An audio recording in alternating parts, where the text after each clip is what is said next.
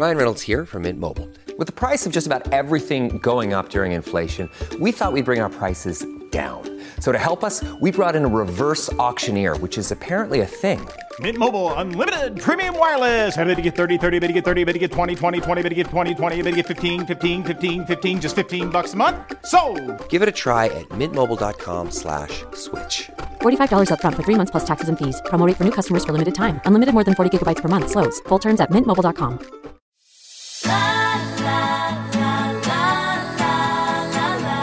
Welcome to What She Said, the heartbeat of Canadian women's voices, with me, your host, Candace Sampson.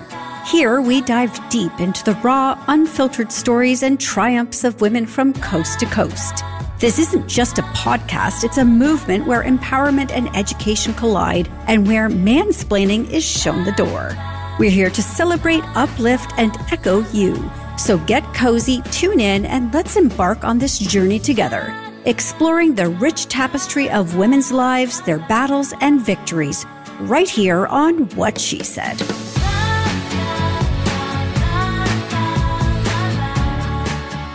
March has sauntered in, entering as a lion and a lamb, depending on where you reside in Canada. It also means Women's History Month and International Women's Day are here. At What She Said, of course, every day is an ode to the formidable spirit of womanhood, but it is fun to have others celebrate us too, even if it's only for a short while. My mission, however, to echo the voices of amazing Canadian women is more amped up than ever, as you'll see in today's show, as I serve up a platter of narratives, insights, and dialogues that resonate. First on the docket, we're diving into a matter that strikes a chord with many, the gnawing issue of hunger right in our midst. I'm joined by Lori Nikkel, the powerhouse CEO of Second Harvest, to unpack the eye-opening revelations of the Hungry for Change report. Together, we'll navigate the complex web of food insecurity and wastage in Canada and share ways we can make a tangible impact. And Brodie is here with her latest roundup of must-sees. She's dishing out her take on Diane Welland's epic journey in 500 Days in the Wild and the uproarious antics in the completely made-up adventures of Dick Turpin on Apple TV+.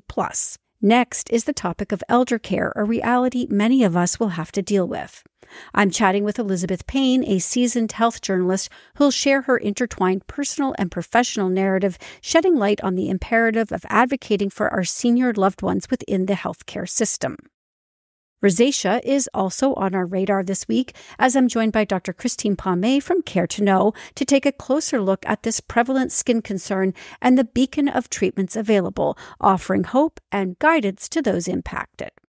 We're also stepping back in time to explore the electrifying realm of pre-digital era groupies in Karen Green's debut novel Yellowbirds, a riveting exploration of love, identity, and the quest for a place to call home, set against the backdrop of sex, drugs, and rock and roll.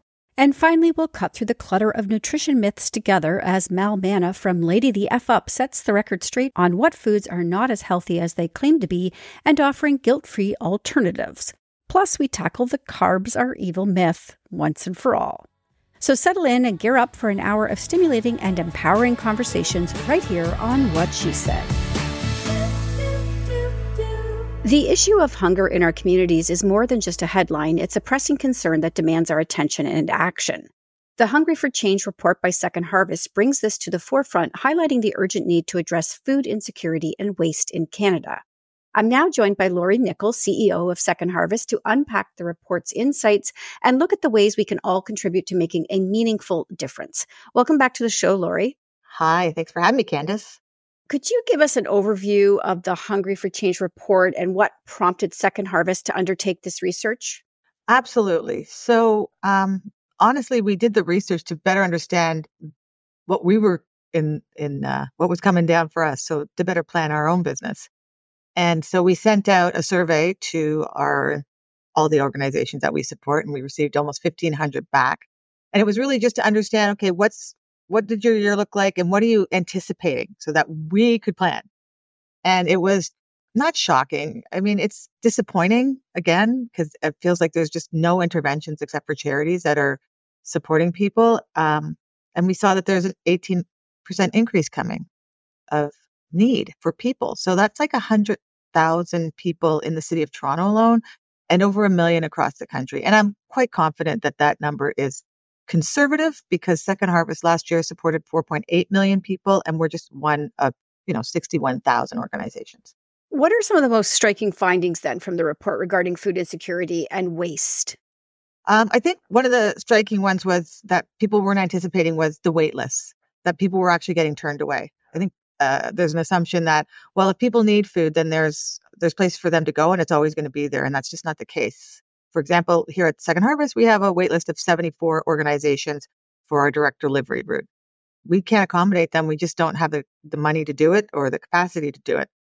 That's right across the country.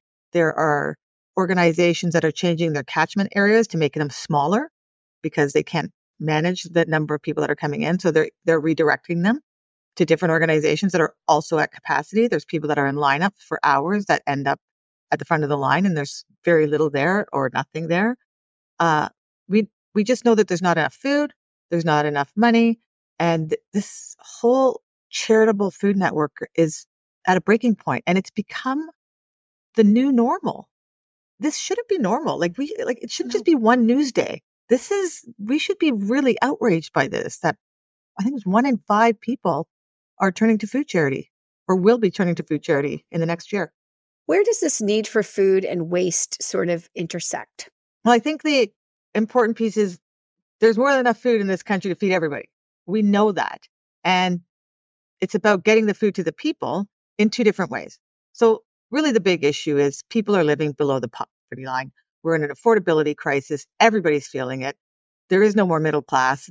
It's the rich and it is people that are struggling, which is a whole new place for us. And while we know at the same time there's all this food going into landfill, and I mean, good Lord, we all are feeling the climate crisis right now. Like yesterday here in Toronto, it was 18 degrees.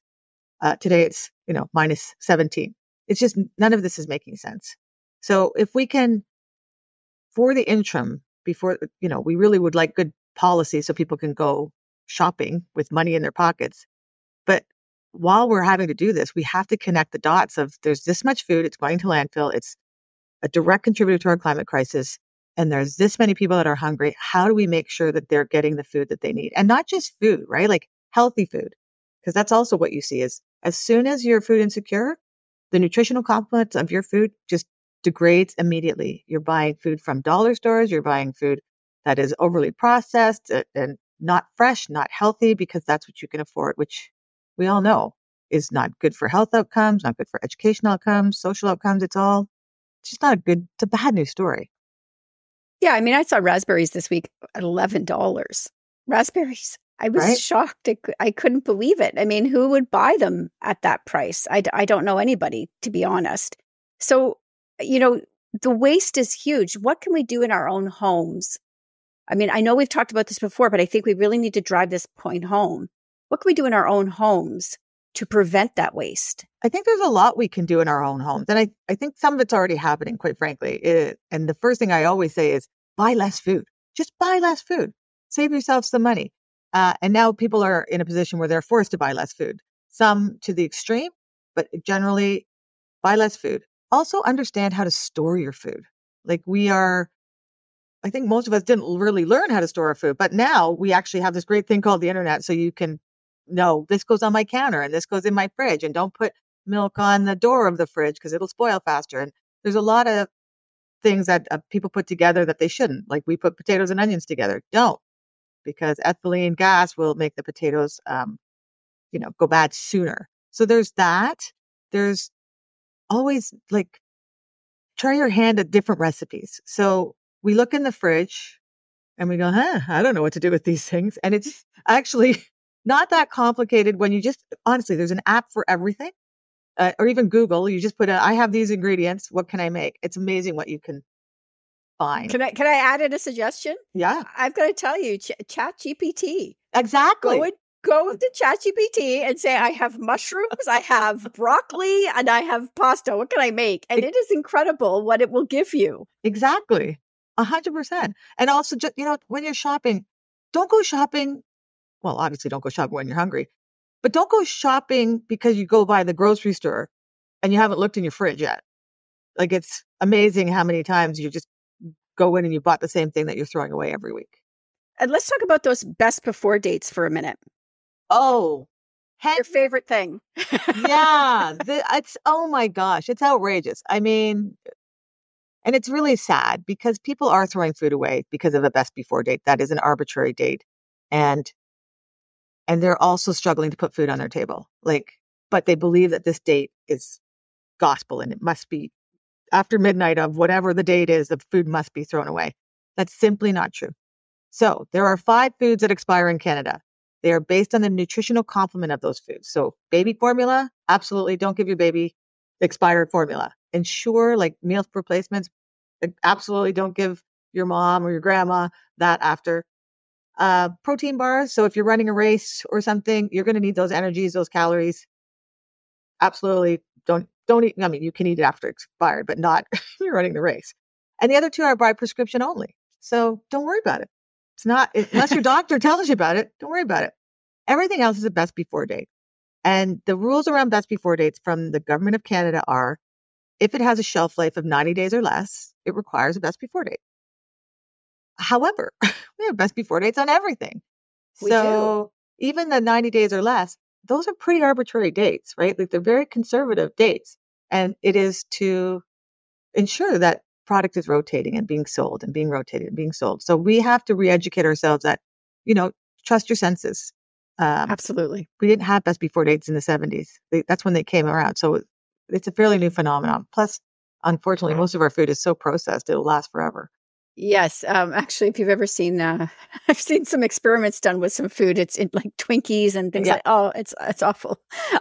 Let's go back to the report for a minute. How has the COVID-19 pandemic exacerbated the issues of food waste and insecurity, according to your report's findings? Well, this is actually after COVID. So what we know from COVID is we spent a lot of money during COVID and people, their incomes were lost during COVID, and we haven't come back from it.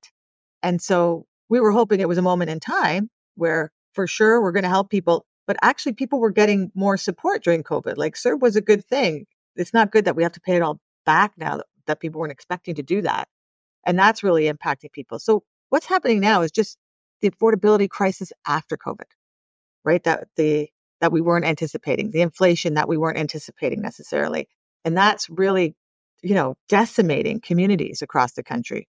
And food prices are up 10% in the last 2 years after they were continually going up. So like 10% for a family of 4 is about $1,500. Ouch. Who can afford that after going through COVID?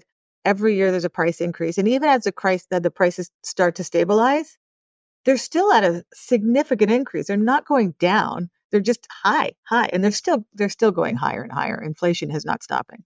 Lori, Second Harvest has been a pioneer in using technology to facilitate food rescue. Can you discuss how this technology is being used to connect surplus food with those in need?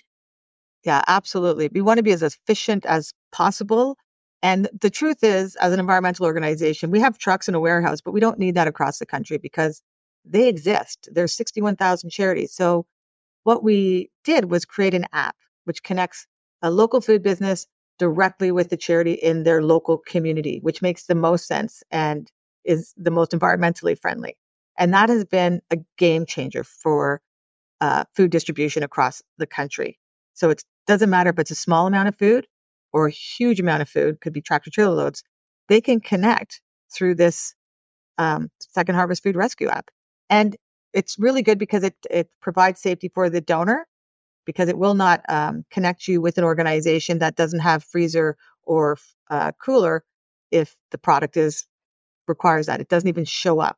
So what a donor will see is the local organizations that can actually manage the food. And we also provide food safety certification because that is required. And that's quite expensive. And so we want to make sure that people can access that. And unfortunately, these organizations, they transition a lot. A lot of different people that are coming and going, volunteers. So they really need support with that as well. But honestly, the Second Harvest Food Rescue app has changed the way Canada manages food redistribution. And what are the businesses that you work with that donate this food? Are they primarily restaurants that you're working with? No. We work with everybody, like from farm to food service. all the major retailers are using it from at their retail location as well as their distribution centers. We have major manufacturers. I think right now there's over 5,700 food businesses on it, but also Starbucks, right? So it's the smallest food to the largest food and everything in between. I feel you probably know this off the top of your head. How much food are you saving every year? Every year it increases. And so last year it was 74.4 million pounds of food that we could redirect to communities. So that's about the value of that was about $268 million of food. Wow. And why I mention that is because we're a free service. We get the food for free. We give the food for free. And so what that allows these charities to do is use their food budgets for something else. So what is the wraparound service? So I can give you a great story about one organization that supports schizophrenic men in a house. And so they go to pick up their lunches at Starbucks, about 6 of them. It does a couple of wonderful things. One, it integrates them into community in a whole different way. 2, they saved enough money from these lunches that they could buy a van and go on trips. So that's what's happening to all these organizations. They're able to use that funding for social workers, for training and education, for housing supports, for mental health and addiction assistance. I think that's the real beauty. It's not just about the food, it's about the services as well. How can individuals in local communities get involved with Second Harvest, or, do they donate? Can they connect with you to not just monetarily, but if they have food that they want to donate? How do people get involved? The best way to get involved, well, there's 2. Always we need funding. And so go to the Second Harvest website. If you have any extra money, we absolutely need it. One of the things that came out of the report, and we know this is true for ourselves, is the average charity is going to need an additional $76,000 next year. That's the average one, each of them. But if you're a food business or you know anybody that runs a food business, everybody has surplus food. Every food business does. It might be small, but they have it. So please direct them to the Second Harvest Food Rescue app. It's great because you get great data out of it. It'll tell you how many meals you've supported people with. It'll tell you how many greenhouse gases you've diverted, the water waste you've diverted. So you get some really cool stuff out of it. But mostly you get to help your community. So what are the next steps then for Second Harvest following the release of this report? And, anything big on the horizon that you're excited about? Yeah, there's a couple things. This report is really critical, and the point of it is bring awareness. This cannot be our new normal. This cannot be our new normal. This cannot be our new normal. I can't say that enough because I think it's a news day and it goes up and then it's gone. And then more people go and you see the lineups and what's happening. But for us, the big thing that's happening right now is we are a model for international organizations as well. So we support a whole bunch of different countries with just the knowledge, right? Like best practices. And we're working on food loss and waste measurement with the International Standards Organization so that globally, the global food supply chain, we can have a standardized measurement so that people will be forced to measure, people being businesses. And so we are forced to hit these targets. We have made targets in Canada. We said we're going to reduce food loss and waste by 50% by 2030. It's 2024. We're not measuring. And we're also updating the avoidable crisis of food waste. So in the fall, we will launch 5 years later. How are we doing? Well, I'm a raving fan. I love Second Harvest. I love what you're doing, everything you do for the environment, for people. It's incredible. So, Lori, we will have you back because I personally want to keep hammering this point home that we could be feeding every single person in this country with the bare minimum of effort if we really thought about it. So 100%. That's absolutely correct. Well, I love you too, and I love being here. So thank you so much. Thanks, Lori. Ryan Reynolds here from Mint Mobile. With the price of just about everything going up during inflation, we thought we'd bring our prices down. So to help us, we brought in a reverse auctioneer, which is apparently a thing. Mint Mobile Unlimited Premium Wireless. How to get 30, 30, how to get 30, how to get 20, 20, 20, how to get 20, 20, how to get 15, 15, 15, 15, just $15 a month? Sold! Give it a try at mintmobile.com/switch. $45 up front for 3 months plus taxes and fees. Promo rate for new customers for limited time. Unlimited more than 40 gigabytes per month. Slows full terms at mintmobile.com. Hi, I'm Steve Yerko. And I'm Tara Sands. Now available from Maji Media is our new podcast, 4Kids Flashback.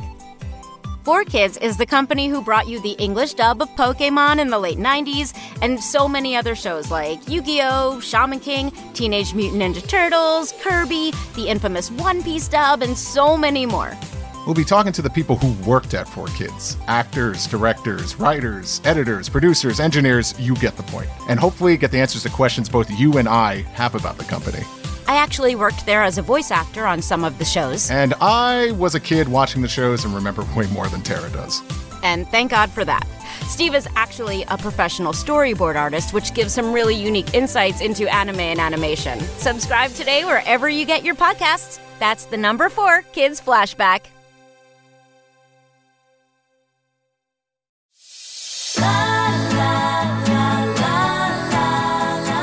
It's time for Saturday Night at the Movies with Anne Brodie, and this week we're starting off with 500 Days in the Wild. This looks incredible, Anne. Oh my goodness. It is phenomenal, this film. Diane Whelan, who's a documentary filmmaker, just had enough. She lived out east and she just had enough of everything. So she decided to go on a 500-day trek across Canada. And of course, it didn't take 500 days. It took 6 years. Wow. She documented it the whole time. And oh my word, she went to our 3 oceans. She bicycled, canoed, kayaked. She came up against bears. She slept outside mostly alone for that whole period of time. If you can imagine the bravery that it took. And what I found most interesting of all of it, and it's so interesting, it's riveting, it's like a drama, is that at the beginning of the trip, she was angry and bitter and just beaten down by life. By the end of it, a new woman, confident, happy, at peace. You know, I was watching it, and what really struck me watching this was it's not that sanitized version of travel you see on Instagram. No. And, No. you know, scenes like her tent going flying in the middle of a storm and, you know, having to get through like thick mud, hiking through that. And of course, the bears. The bears. And my worst thing was Lake Superior. I mean, we all know how deep that is. I find it kind of terrifying. She was in a huge storm on Lake Superior. It's crazy. And it really is an incredible amount of bravery she had to show to do that alone. Yeah. So does she complete the journey, Anne? She completes the journey. It's no spoiler. Along the way, sometimes she was joined by a friend or two, and a friend of a friend actually went ahead of her. I don't know how I think she used a satellite phone to get help, and he cut away fallen trees so that she could get through a portage. I mean, you know, the people were kind. She says people are afraid of people. But yeah. Everybody she encountered on this trip either fed her, encouraged her, gave her a place to sleep indoors. Everyone was great. She said it totally changed her view of human beings. Oh, I love that. We could all use that right now. Yes, and I have an interview with her. So, all right, excellent. Let's talk about Dick Turpin because he looks so good. I can't wait to watch this. It's British humor, which takes some getting used to if you don't know it. But Noel Fielding, who is the co-host of the Great British Baking Show for many, many seasons, he's very droll, very funny and dry and sweet. Anyway, so he plays Dick Turpin, who was a real highwayman in the 1700s in England. And he was hanged for stealing horses, but he accidentally killed 3 people somehow. Anyway, not a good dude. He had to rob all the carriages that were going through the woods, he and his gang. So in this version of it, he's too sweet. The gang can't bring themselves to rob anybody. And they go through incredible adventures. He's actually a vegan butcher in his village. So whatever that means, right? Just one brain teaser after another. It's so witty and funny and sweet. And everything's going well for the gang. They're really trying to up their popularity. There's a big chart at the local pub, and they're at the bottom. They want to get to the top. And they're working their way up. And then along comes Tommy Silversides. Very flamboyant, loves to sing and dance. And they have to not only deal with him, but also with a bunch of really bad dudes. So it's hilarious. I just can't stop laughing about it. Serious. It reminded me a little bit of the older Monty Python. Yes. The humor. Yeah. Yes, it's in that wheelhouse. Oh, I didn't even think of that. You're absolutely right. And I must say, Noel Fielding is a very interesting character. He really is. And he comes across as so damn likable in the trailer even. See? I was drawn to him. I have to watch this show now, so I can't wait. So that's on Apple, right? That's on Apple. That's right. All right. What else do we have? Well, there's a fabulous documentary for free on nfb.ca. Really fabulous. It looks at the whole it's called Work Different, which isn't grammatical, but there you go. It's the results of studies on working at home and working in the office since the pandemic. And they found that working from home eases the strain we put on the environment. It makes us happier. We are more productive. And the only exception to this rule is young people who are looking for friendships or partners in the office space. But overall, the whole take is that people at home can save money, time, gas, and just live a happier life. They're more efficient, they're happy, and it's been scientifically proven. So there you go. And I just want to shout out the Kingston Film Festival. Canadian Films is on right now. So go there. It's a scene, man. It's really grown in the past couple of years. Oh, that's good. That's great. I love that, supporting Canadian filmmakers. And just one last thing I think it's worth mentioning quickly is Agatha Christie's Murder is Easy. Yeah, that looks really entertaining as well. It is. It's light. It's comfort watching. Agatha Christie murder, comfort. Why we equate those two, I have no idea, but that is true. It works. All right, Anne. So you've got these up on whatshesaidtalk.com, and we'll see you next week. We'll see you next week. Thanks, Candace. A reality most of us will face one day is the topic of this next interview, the care of our elderly loved ones during hospital stays. Joining me is Elizabeth Payne, a veteran health reporter whose personal and professional lives recently collided in the most heart-wrenching way with the passing of her father. Elizabeth has been at the forefront of reporting on healthcare in Canada, from groundbreaking stories like the Canadian-developed Ebola vaccine's first use to the profound impacts of the COVID-19 pandemic on our health system. Today, she's here to share her insights and experiences, shedding light on how we can better advocate for the elderly in our healthcare system. Elizabeth, welcome to What She Said. Thanks so much. Your recent experience with your father's hospital stay highlighted some significant challenges faced by elderly patients. From your dual perspective as both a daughter and a healthcare reporter, what are the key issues you identified in the care of elderly patients in hospitals? Well, what I saw with my dad's experience was that these issues that became issues during the pandemic and now are the new normal, such as staff shortages, understaffing, lack of mobility, overcrowding, long waits in an emergency department, lack of sort of understanding of the need to move around, all harm people's well-being and ability to maintain their independence and mobility. So your father, just for people who don't know, and I will let them know that we did record a longer podcast on this, and I encourage them to go listen to it. But your father broke his arm in a fall, and from there, over the course of 1 year, his health deteriorated. Almost instantly, it started to deteriorate from that first visit to the hospital. Correct? That's right. It sort of did day by day throughout his stay in the hospital.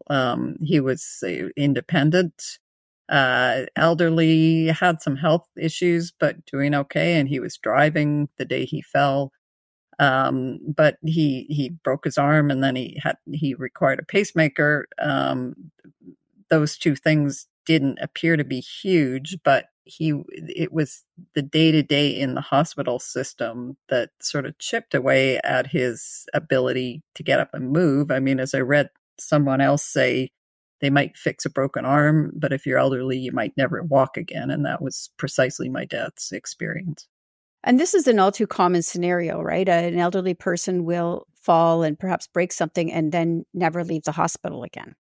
Yeah, no, I have to say, with a few experiences of mine in emergency, I was so struck that when you see an ambulance go by on the street with lights flashing, you tend to imagine something, some dramatic to a young person. In fact, a pretty big proportion of those ambulances are carrying an older person who has fallen. That's an extremely common ailment and very common for seniors. Do you have any advice that you can offer for people who may be going through this or potentially will go through this for advocating for their loved ones in the hospital? Yes, I think everyone should be aware that keeping their loved ones active is important. And that might require you being by their bedside more than you would be able to normally, you or someone else. But try to get them up to go to the washroom. Try to get them to walk around. You will probably get pushback from some of the staff if they're worried about. But try to make that happen. Ask why they need a catheter. Ask why they need an IV. Those things that keep them bound to their beds. It's very important that they're able to move even just a little bit. That'll make a huge difference in their overall health. And some of the things you shared in the article and we briefly discussed in the podcast as well, I was wondering if you could maybe share a couple of those. You mentioned how quickly, an elderly patient's skin is at risk of harm. Yes, I was very struck by that. Within 8 hours, an elderly person's lying flat on a not great mattress, an elderly person's skin can start to deteriorate, which can lead to pressure sores or bed sores, which can be very, very serious, almost and fatal in some cases. So yeah. And how quickly for psychological effects to impact? Well, in my dad's case, it was really quickly, almost as soon as he ended up in the ER. And, ERs, this was an old hospital. It was too small. They're building a new one. But it was crowded. There's lots of noise. There's people moaning. There's police officers stationed with various patients. It's pretty chaotic depending on when you're there. And it was, I think too much. My dad started having delusions, seeing things. He hadn't been like that prior to entering the hospital, but it's something that commonly happens in hospital, and patients can kind of zoom in and out of reality, really, and it's partly the stress and the illness and all the rest. So you're a healthcare reporter. How did you, seeing this now from the first time, for the first time in it yourself now, previously you're reporting it, but now you're experiencing it yourself. Were you, has it changed your views on healthcare? Yeah, I think it has. I mean, I think it made me, I think often what you're looking at is the system, although I frequently, of course, speak to people about their own experiences. You're often looking at the system and the systemic issues. So you're looking from sort of the macro level. When you're dealing with an individual and your loved one, you're looking at it from a micro level and how you see the sort of constant chipping away at this person's well-being from harms that happen in the hospital. And can they all be avoided? Possibly not, but some certainly can. What improvements do you think we need to make in our system right now as it stands to help our aging population? Well, I think a big factor could be better prevention, better community support to help people stay healthy and stay out of the hospital, and fall prevention and all those things. And there certainly are programs, but like everything, there's not enough as the population grows. in the hospital, there has to be more awareness and allowance for people to move and not be left in their beds. I mean, that has to be seen as a huge harm. And it may be convenient. I think it often is for busy hospitals, but it's not convenient for the individuals at all. Okay. Elizabeth, thank you so much for joining me. I'd like people to be able to keep up with your reporting and follow you on social media. Where can they do that? Yes, well, I write for the Ottawa Citizen, and often my stories appear in other post-media newspapers, but the Ottawa Citizen is at ottawacitizen.com. I'm often on X, formerly Twitter, under E.G. Payne. My stories would appear there, so it shouldn't be too hard to find. All right, wonderful. Thank you for joining me today, Elizabeth, and sharing your story. My pleasure. Thanks so much.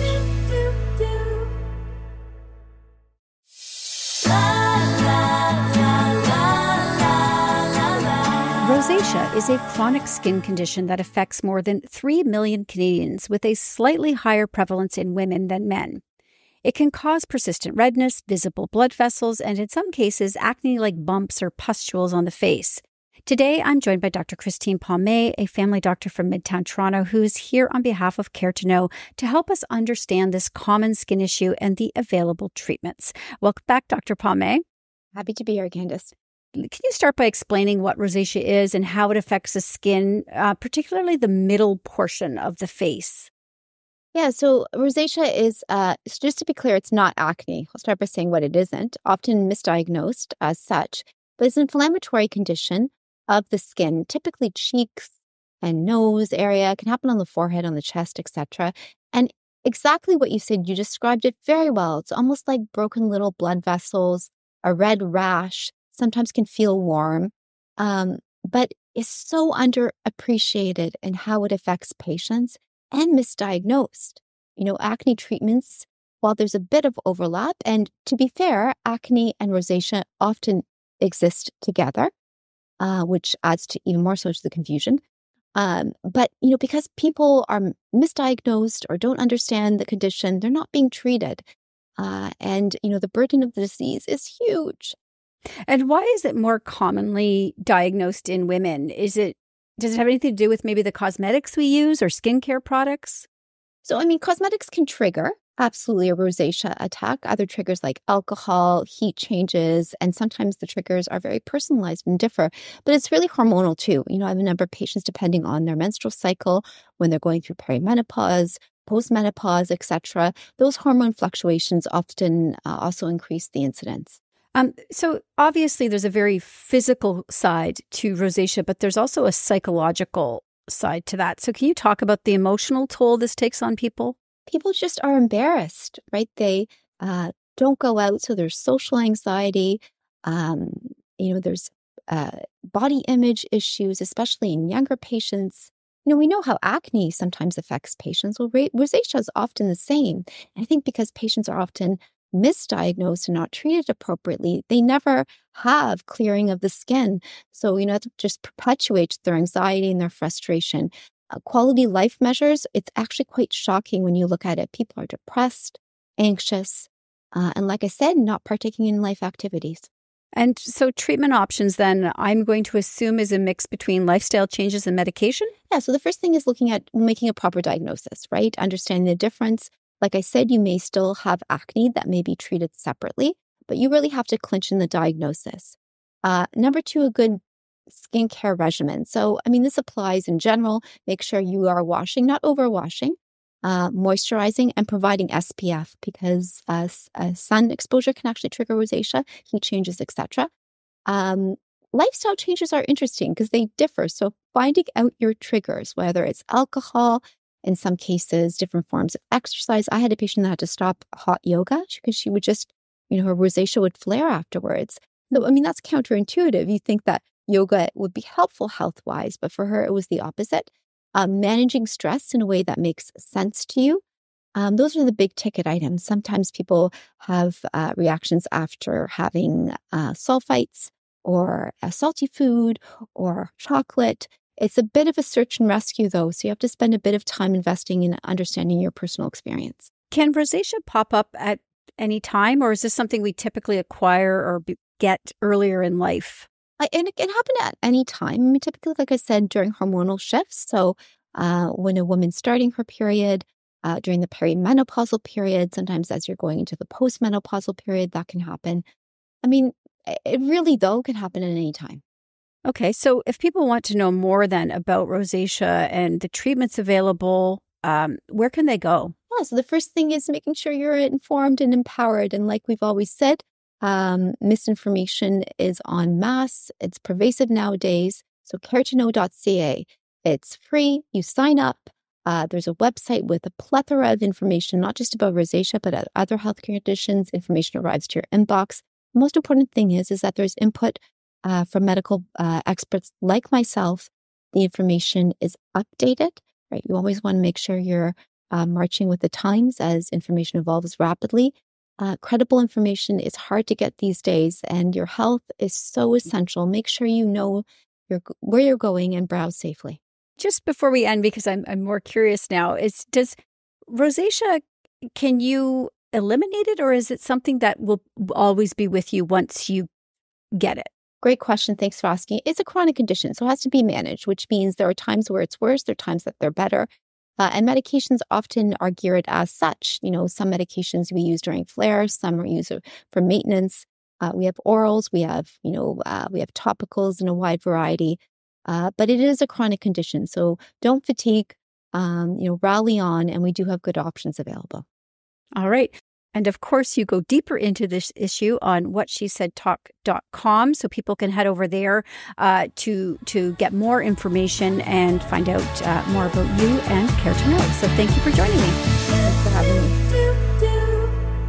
In this next interview, we're diving into the vibrant and tumultuous world of groupies in an era just before the digital revolution took hold.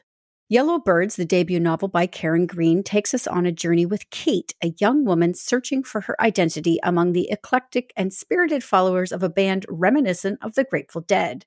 With a backdrop filled with sex, drugs, rock and roll, and the quest for belonging, this novel promises a bohemian love story unlike any other. Karen, welcome to What She Said. Thank you for having me, Candace. So what inspired you to write Yellow Birds, and why did you choose this unique backdrop of the groupie lifestyle for your debut novel? Well, I think it's because I am a deadhead, was a deadhead. And, there are just so many stories and adventures that went along with that. And quite frankly, I was surprised that nobody had done it before. I was surprised that this had not been the subject of a novel yet. There's just so many stories to tell. So that's where I started. Your protagonist, Kate, finds a sense of community among the misfit toys known as the Yellow Birds. Can you share more about her journey and how her character evolves throughout the story? Yeah, this is really a coming of age, journey story. So many of us hit an age where we're just trying to figure out where we belong and what our path is supposed to be. So Kate is a young woman who's trying to figure that out. And she just kind of happens upon this community. It was not intentional for her. But it felt like it fit for her. So she stuck with it. It was a bit spontaneous, but it turned into something much more long-term and much more involved than she'd expected. And it was really just about her trying to find her place with these people that she had never expected to find before. And you mentioned, you're drawing on some of your own experience here. So how did your experiences, as a younger person doing this and your love for road trips sort of influence the portrayal of the band and the groupie culture? Yeah, I think it's a bit misunderstood. If anybody knows anything about it, they probably just think it's a whole bunch of dirty hippies that, don't really do much else in life, just kind of waste away their time going to follow a band. And what I really wanted to portray is that everybody is actually quite reasonable and is on a journey and has their own stuff going on and is really a community. And I wanted to portray how that community is built, how invested everybody is in that community, and how people really are there for each other. And these are people who didn't necessarily find this, in their hometowns, in the suburbs they grew up, whatever it is, or they needed to get from point A to point B, and this was the way for them to do it. At the arrival of Horizon in the book sort of marks a turning point in Kate's life. Without giving too much away, can you tell us about the significance in the story and the dynamics of his relationship with Kate? Yeah, I really love the love story between Horizon and Kate. It's unexpected. It's not planned. And Horizon is a bit antithetical to everything that's going on in this scene. He's very clean cut compared to everybody else.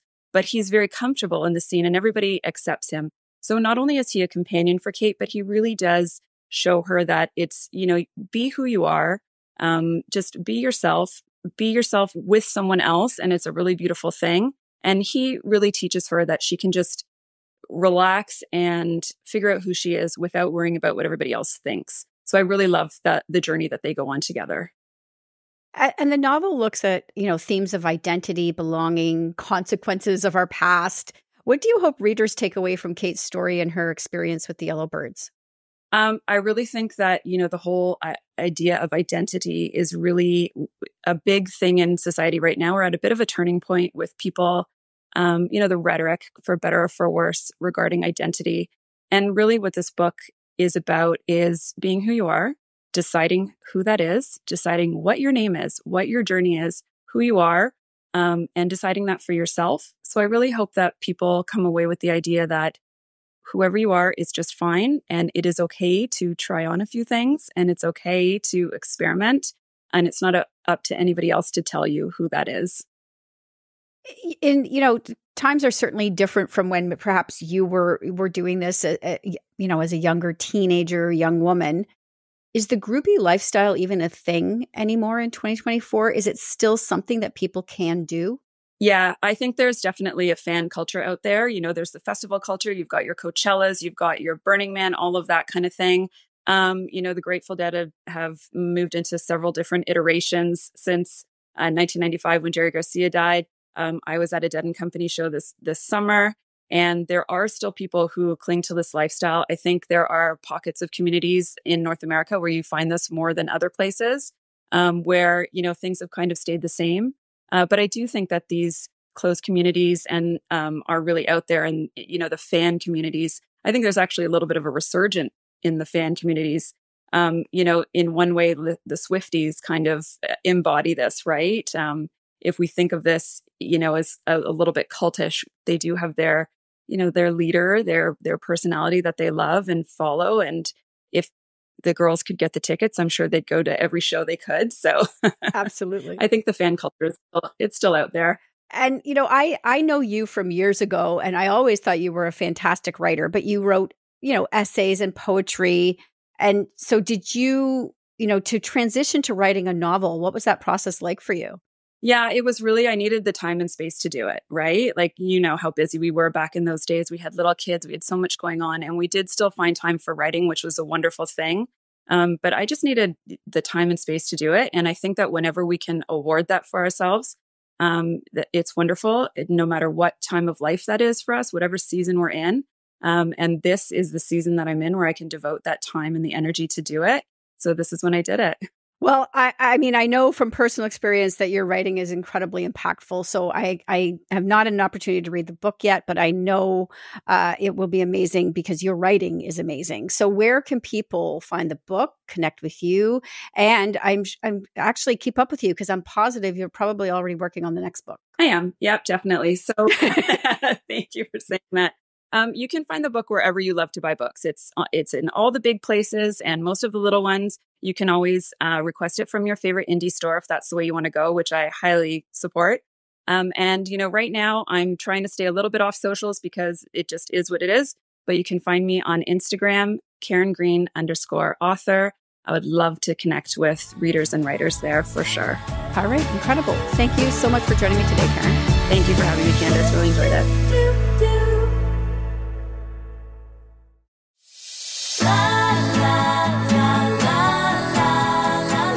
In our constant quest to lead a healthier lifestyle, there is a lot of information to wade through, but there is nothing more confusing than the topic of food. Navigating the world of nutrition can feel like walking through a minefield with every step needing careful consideration. And just when you think you've got it all figured out, you find out that what you thought was a health food might not be so healthy after all. But fear not, because today I have Mal Manna from Lady the F Up here to clear some of these confusions, share some guilt-free cheat foods, and give us the lowdown on protein needs for women. Mal, welcome to the show. Hi, thank you so much, Candace, for having me. So let's start with the basics because, there are some really common foods that people often mistake for being healthy. but might actually be holding them back from reaching their health goals. So maybe you could share some of those with us. Yeah. So I have a lot of women that come to me who have a hard time losing weight, and they're like, I eat really healthy. I have 5 meals a day or 3 meals a day, whatever their structure that they may have found online is, and they can't understand why. And then, when I kind of comb through and understand what they're having, something that I find a lot of people assume is healthy that's not actually as healthy is yogurt parfaits. So, having flavored yogurt and topping it with granola, and they're like, but I made it at home. Yes. And maybe you are getting a little bit of protein with that breakfast, however, or that snack, but the sugar and carbs that you're getting from it outweigh the protein value. And you end up, it's one of those foods where you have a sugar spike and then a crash midday. And then, women find themselves exhausted at lunch around 12 o'clock. They need a coffee. So a lot of the time that is, one like food that I notice is a common trend among a lot of women in meals.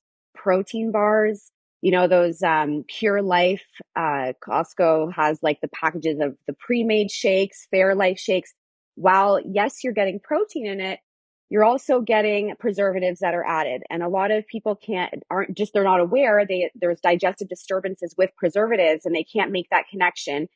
And, smoothies, unless they're green, made out of celery, kale, they have upward between 50 to 60 grams of sugar. So someone's like, I'm going to go to Freshly Squeezed and grab a juice.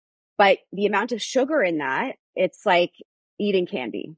Yes, it's healthy-ish because it's fruit. That's what they think. But the amount of sugar, it's not going to be something where it'll be conducive to the goals that you may have of fat loss. What about carbohydrates? They often get a really bad rap in diet culture. Everyone's scared of carbs. Yeah, we're all terrified of them. It's crazy. And in your opinion, though, are carbs really the villain here? And what makes a good carb?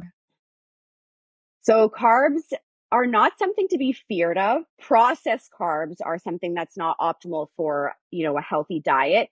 The thing that people assume that carbs are what make you fat, but it's actually fats that make you fat. And the reason why I say that is because fats per gram have more calories than carbs. And, if you think about it a lot, especially in the, old school or the, cooking, people cook with oil, right? They, marinate their chicken. They will coat their pan.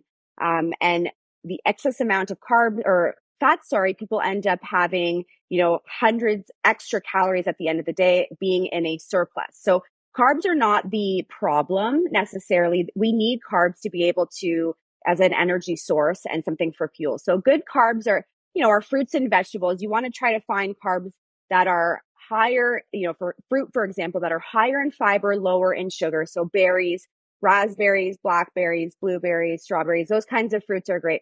Vegetables that are, I try to say, look for the green shade because you're going to get more micronutrients out of it. And they have typically higher fiber content.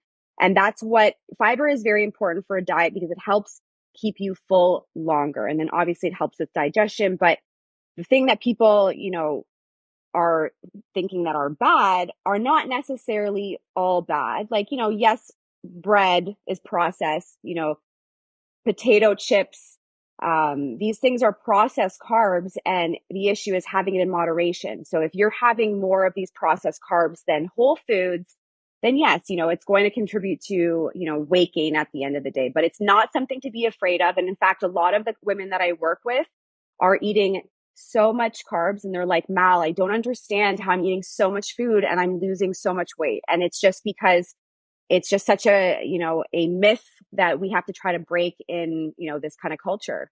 And we don't have a lot of time left. So I want to ask sort of two questions here. First, when you want to cheat or feel like you're having something indulgent, what do you reach for that's healthy but makes you feel like, you've had that sugary snack or that salty snack? Okay, so one thing that I really love is rice cakes topped with almond butter and banana because you're getting a bit of salty and sweet. And, there's nutrition coming out of that or nutritional benefits. I always try to look for foods, whether it's like a cheat or a snack, that I'm going to get something out of it, that it's not shallow calories so that I'm wasting calories. Another good snack is popcorn.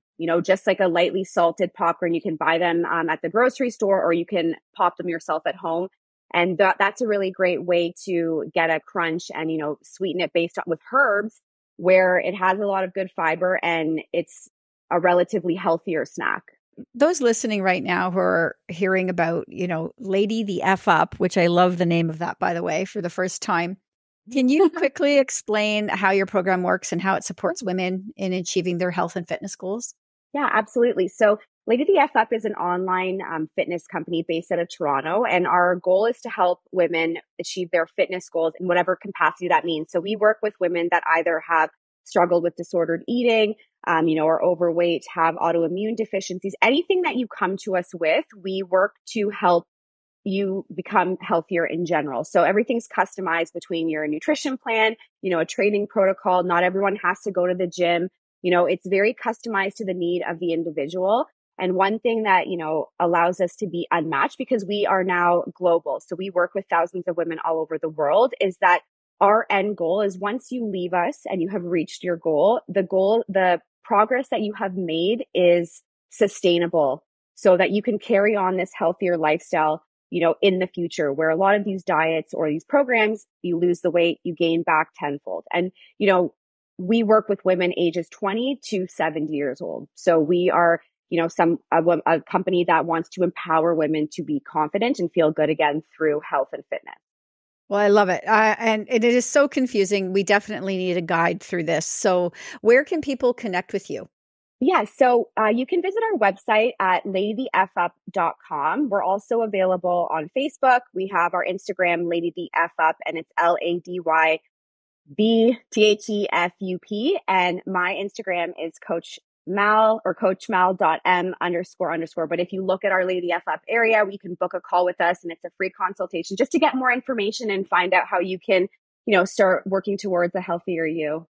All right. Amazing. Thank you. I'm going to put the links for that when this goes out on the blog post when the podcast is live. So thank you so much for joining me today, Mal. Thank you so much, Candace. I really appreciate it. That's it for What She Said this week. Stay up to date with my newsletter by signing up at whatshesaidtalk.com, and be sure to follow on social at What She Said Talk on Facebook, Instagram, and X for videos of these interviews and more. You can also catch me on TikTok and Threads at Candace Said. Finally, be sure to subscribe to What She Said with Candace Sampson wherever you listen to podcasts to catch past episodes and extended interviews. I'll be back next week with more What She Said. If today's podcast resonated with you, spread the word and share the inspiration. Don't forget to hit subscribe on What She Said across your favorite podcast platforms. Crave more? Join my vibrant community by signing up for my newsletter at whatshesaidtalk.com, and let's get social on Facebook, Instagram, and X at What She Said Talk. Dive into my world a little deeper on TikTok and Threads at Candace Said. And for those who love the airwaves, catch me weekly on 105.9 The Region, Blast the Radio, and 107.7 Pulse FM. Until next time, keep making waves, and remember, your voice matters.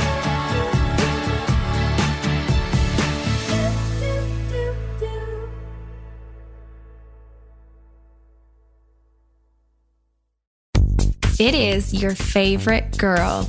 That's right, it's the Allie Mars, the one and the only. Everyone else just ain't me. I am the host of Welcome to Mars, a lifestyle podcast where nothing is off the table. I have come a long way from sex and dating and have transformed the new vibe to all things lifestyle. We still talk sex, but I'm more interested in the journey, where people have come from, how they made it, and where they're going. Subscribe or follow to a brand new look and a brand new era. Welcome to Mars. Subscribe or follow on Apple, Spotify, Google, or at theallymars.com. Because even with the new look, I'm still that same bitch you love to hate. I'm Andrea Askowitz. And I'm Allison Langer.